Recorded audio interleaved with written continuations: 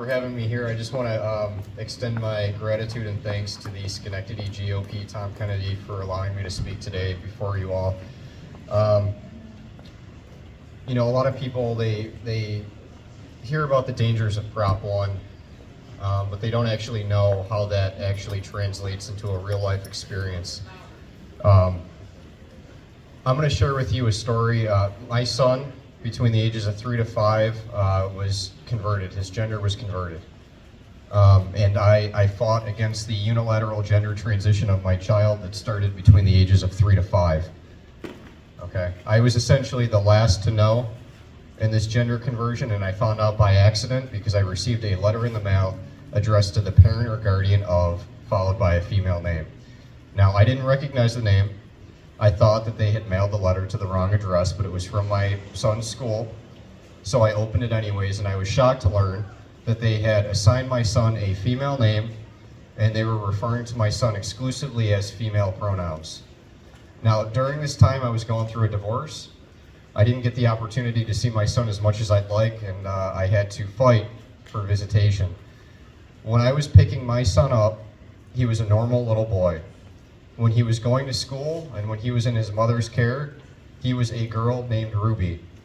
And at 3 to 5 years old, this became normalized to him, so much so that he didn't even think to tell me about it. He didn't think that anything was wrong. He just thought that when he's at his dad's house, he's a boy. And it wasn't through court discovery and subpoenas that I had realized that this started between the ages of 3 to 5. And now I say 3 to 5 because when I had subpoenaed the gender therapist that he was going to without my knowledge, who was billing outside of the insurance, I discovered that the therapist kept no notes of any therapy sessions. So my son received a treatment plan before a diagnosis of gender dysphoria. I also discovered at approximately age 5, this therapist referred my son to an endocrinologist named Dr. Tran for puberty blockers. In over 2 phone calls totaling 45 minutes with the mother only, they never met or spoke to my child, they determined that my child would be a candidate for puberty blockers at around the age of 9. I fought like hell. They say you can't put a price on kids, I can. It cost me 7 years and $150,000 in everything that I worked for. I took it all the way from Niagara County Family Court to Erie County Family Court, and then ultimately trial in Erie County Supreme Court. Daniel Furlong presided. I was labeled as a bigot, that I was intolerant, simply for questioning the treatment. They had my son on the fast track to puberty blockers, and nobody had ever considered the emotional impact of socially transitioning a child age 5. Nobody had ever considered, if I ever wanted to be a part of this treatment plan, that, hey, maybe dad should be a part of this. No, because they knew that I would question it, rightfully so. And so I did what I was supposed to do. I fought in court, went through several attorneys, and I wasn't getting anywhere in court.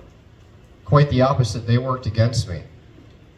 He was never diagnosed with gender dysphoria. He still hasn't been diagnosed with gender dysphoria. However, Judge Daniel Furlong out of Erie County Supreme Court ordered that my son go to a gender therapist at $145 a session, sometimes once a week, totally out of pocket.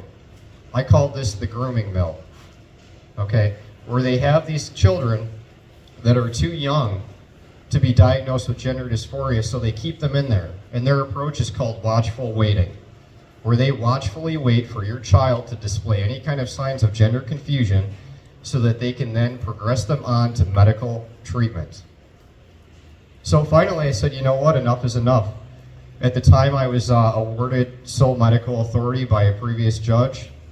A year and a half of him going with no formal diagnosis of gender dysphoria, I said enough is enough. I asked that the therapist discharge my son. She refused. She wrote a letter to the court and said that I wasn't complying with his essential medical treatment. And I want you to remember that, essential medical treatment, as we talk about Prop 1. So what happened was the judge pulled my sole medical authority. I now have no sole medical authority over my child whatsoever. And he was ordered to go. Now what stopped all of this was I said, you know what? I'm a mama's boy. I talk to my mom a lot. She's been my rock through this. I said, Mom, I feel like I'm playing a very expensive game of chess and I can see 5 moves ahead, but what kind of man would I be if I didn't fight anyway? So I fought. But I changed the landscape of battle. I went public. I've been on Fox News, I've been on Tucker Carlson, I've been on Daily Mail, Newsmax, Real America's Voice probably 5 times, and I've been speaking every day after work about this to get the word out. It wasn't until then that I started speaking out against this that these gender therapists ran to the hills. Okay? I'm pleased to announce that the original therapist, Andrea Binner, who referred my son to Dr. Tran, is being prosecuted as of 2 weeks ago. A prosecutor was assigned. Dr. Tran went to California. God bless them, they're probably thriving. Okay? And the court-ordered gender therapists changed their name. But don't worry, because like the song, only the names have changed, are still doing the same things to other kids. So, it wasn't until I spoke out against this that things started to change. And I remember I was gag ordered by the Supreme Court judge. And I violated the gag order. I knew I did. It was a worthy cause, I didn't care. And I was looking at 30 days jail in Erie County Holding Center. I ultimately lost my job. I was a banking vice president for speaking out against this. I worked there for 9 years. I was labeled a bigot. I was labeled a foe. And you know what? I didn't care because I knew who I was, and I know what I'm not. And the most important thing to me was saving my child from this radical gender ideology, because that's what it was. This wasn't about treatment. This was about pushing a radical gender ideology that would ultimately result in medical intervention that wasn't evidence-backed treatment. We know that. So we fast forward, and now my son is a very normal 10-year-old boy. I was able to fight this long and hard enough until he had his own voice. But the damage from the court still remains, because not everybody has $150,000 in 7 years to dedicate to this. There are others that aren't as fortunate out there. There are many stories that I've heard from coming forward about this. My son is a lucky one. And so when I see Prop 1, what does this mean, right? This isn't about enshrining additional protections. What New York State has done is they have associated our ability to differentiate between the protected classes with discrimination. And they have associated legal forms of discrimination solely with prejudice. What Prop 1 does is it pits the protected classes against each other. It says that everybody is equal, but some are more equal than others. Okay? Is marginalizing women who have valid safety and fairness concerns about biological men in their protected spaces equality? No, it's not. Marginalizing them, that's supremacy. Let's call it what it is. This is about the replacement of parents with state and women with ideology. Because when I spoke out against this, I had to walk a very fine line so I didn't lose my son altogether. Because the way that they positioned this was I would be interfering with essential medical treatment. Okay? So what Prop 1 does is it gives children full bodily autonomy with no age minimums. Now I want to remind everybody that we have legal forms of age discrimination today. That's why we have sexual consent laws. That's why we have minimums on smoking, drinking, driving. And so what Prop 1 does is it directly conflicts these other laws that we have in place. So what happens is when you have a parent that objects to a medical treatment that a child can now consent to, it gets left to the courts to determine how this ambiguous wording of this new proposal should be interpreted. And a lot of it falls back on their own bias. And it's only through costly litigation that you're able to fight this. That's how we replace parents with state.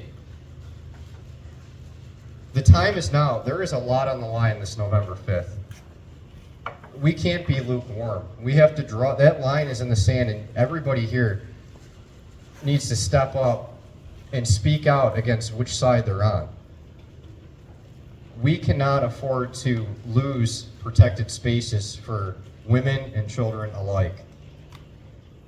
We can't. And so I hope that my story is a reminder of everybody that this is already here.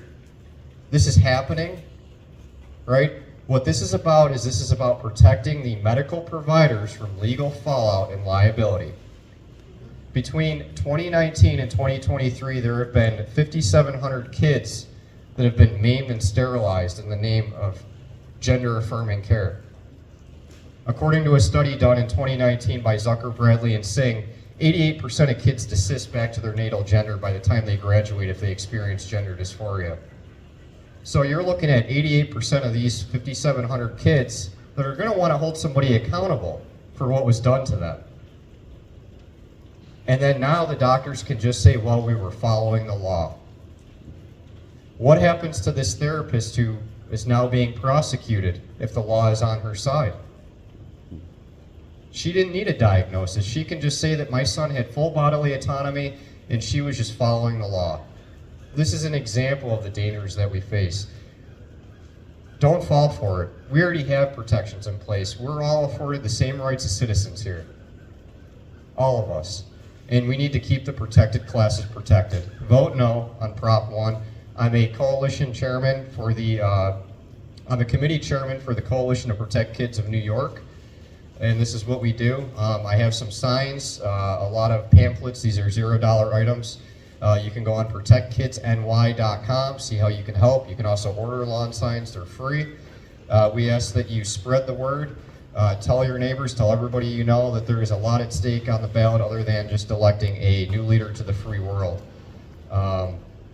So please, and I'm also the executive director of Indoctrinate This Incorporated, which is a nonprofit that I started to expose a lot of the radical gender ideologies and grooming taking place in Western New York schools. But that was also another way that I got around the Supreme Court gag order, because I speak on behalf of an organization now. So I'm gonna fight this to the day I die, okay? And anybody that tries to silence me, give me liberty or give me death, because I'm not gonna stop. Thank you.